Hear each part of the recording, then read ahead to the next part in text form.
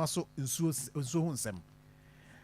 ɛsɛ ɔmo so ɔmo brɛ paa o woyɛ awɛ ya no korɛ sɛ am sɛ kwan na ɔmo yɛ ho adwuma no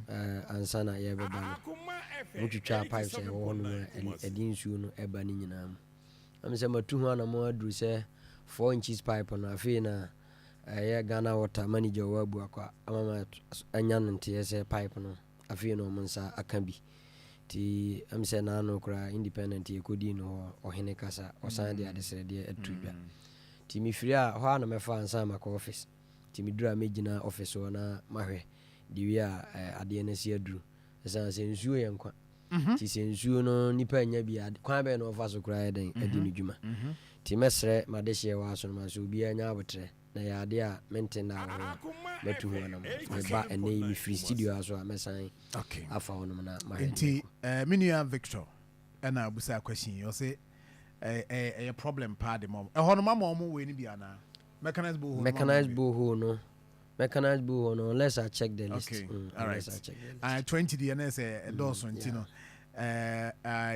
There's another thing but who say omo ye bridge be there's a project. Yeah. A bridge linke Abuakwa Kina ene Boasu Kruda de Magogo. Okay. Nti sɛ wowa saa boaso kuru dada no mu na wo ba ɛnya adeɛ sɛ wobɛsan akɔ akɔfa ɛyɛ agogo biem wofa hɔ a na wasi kina na ɛsɛ waduru abu akɔ ane sa nti ɛno so no stage wei no na yɛ stage a na afei na na yɛyɛ but ɛnɛ a me no kasa deɛ bridge no yɛwie yɛwie nti aka sɛ no na ɛsɛ yɛma nipa nkyɛnkyɛn na mo start yɛ ni start ni ba yɛsi for how long na you saying akyɛ nze ba na bridge no nsuo no da on ti bridge na nya adwuma nti me ba yi na me ne menua bi no mu kan bom we yɛ yankasa project o we mo na makeka mo ho abo mama mo project enye we nye assembly oh I see na me ba ya ade bi am sɛ me ba mo ha no me de nema bi be kyerɛ mo yeah me ba na municipal assembly no na entetepa ɛna ɛyɛ me residence ankasa so na ɛno so ntetepa tiam sɛ me kan ho asɛm ansa me tu ho anam ɛnɛ atwemani ba bia duru nka we municipal assembly na nani agye ɛsan sɛ standard a yɛde municipal assembly no akɔ no ɛyɛ standard a obia ani ɛyɛ den agye nipa a ɛwɔ atwema ahemfo a na omudi akɔneaba wɔ municipal owura hɔ na ɛnyɛ renovation we yɛ rehabilitation ɛna mayɛ ɛno difference there renovation ne yɛ sɛ oyɛ painting ne nneɛma kakra wi ba we no yɛyi plywood ceiling a ɛwɔ hɔ nom nyinaa plywood ceiling a ɛwɔ nyinaa yɛyi na ɛyɛ titi rivers yɛyi ceiling ne nyinaa yɛ ne pop zam de me hu ya pet me hu titi rivers no a na ɛwɔ hɔ nom no yɛyi ne nyinaa sliding sɛ ne sɛ ura assembly hall a ahwɛ abɛka sɛ waba parliament because the assembly hall na si ayɛ no yɛayɛ no standard a assembly man ba hɔ na wɔbɛdwene ne manfo ho a mfiri akoma pa ɛna ɛde ba bɛyɛ sɛ adwumadie ne de aboa ɛyɛ Atiwima Nwabiagya adehyeɛ na nyame yɛ adom a by the end of next month so no yɛ pave form hɔnom yɛ pavement form hɔnom akɔ sika akwan no animu hɔnom no saa bi sika akwan no ano I say ura ma say ampa ura de this block for how many years and yet new one no but I say we are changing new one any you see standard say na office na na ura mu na ura man for office na we say nsakra ya den aba blog ya ni si we na ensu enya adwuma je say Ghana water nti to pipe man na ba mama mechanize boho no you see obia timidi ni dwuma office on money ura washroom sir okay Sikano a part of your legacy money on mampanyini de buy okay and you trade the bread RCC so on my kwani and fancy yeah the legacy project money no ya di bi ekoye sepasi police station and no na contractor na we hand over but na assembly ne de nka and it is over here maybe a chairman bi so say project order that but say se obi si dan na obitua ka hwan na si 7.9 Kumasi o si dan na watua na oba bitua ka me van se masi na yesi ya me ni nyina na masi yo ba me de atumi na ye de utu aka no because se wan tu aka contractor no betim di assembly na court and ode no court anya o predecessor na ode no ko wode wo a wabedi akonwa no and ode wo ko se wode nka because assembly na de nka and in this me ba betua contractor na ka say project na ye me na maye a legacy project and a surpass police station okay nti me ba so no me nya se me fiti ya ni etua aka me hwe ma touches kakra na wo no contractor na san revisit site ewie san painted the whole building ansa na ye etua ni sika na ede ema no na ukọ ba ko bi so eye ton ase eno so ye staff bungalow 6 quarters na sa staff bungalow no o mampanyini atamen sapenso ena na obama eye ho adwuma okay ofiri okọ ye na kai bisi ne ba ne ya me no ka se contractor site a o mato ties e wo inside nyina wie ahyehye glasses ni nyina enche bi o mu di paint be gu na ye de ama staff na ko Benji say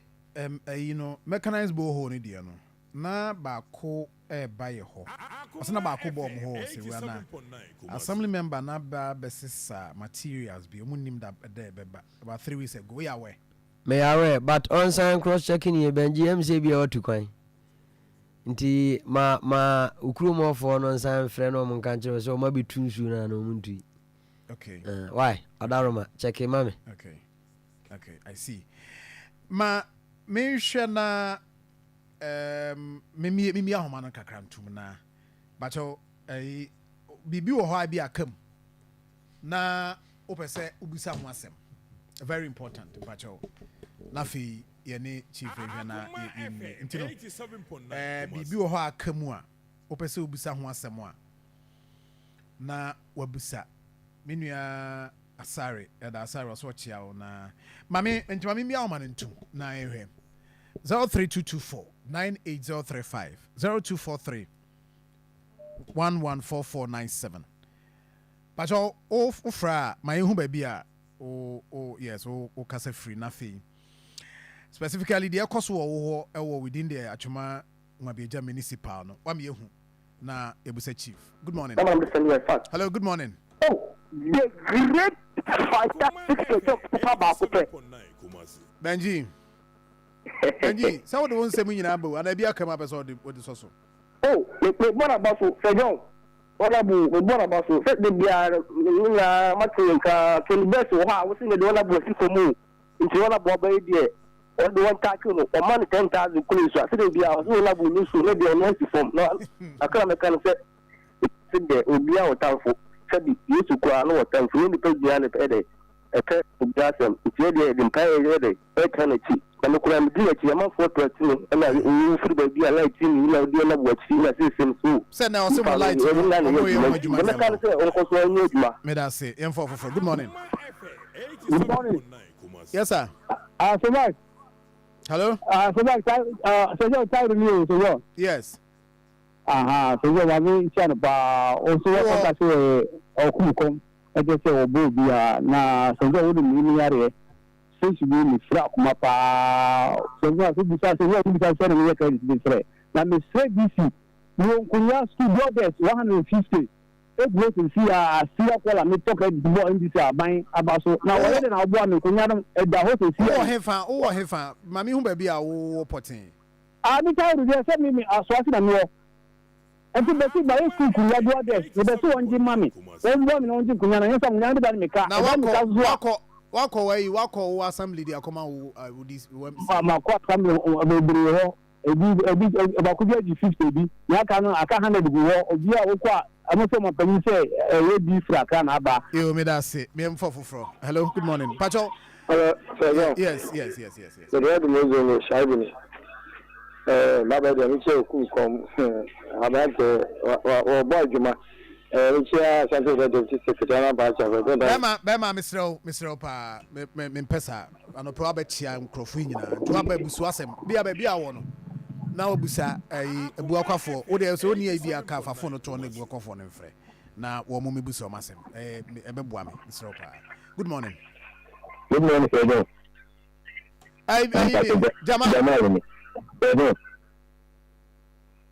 Jama Evans is watch. What's all there?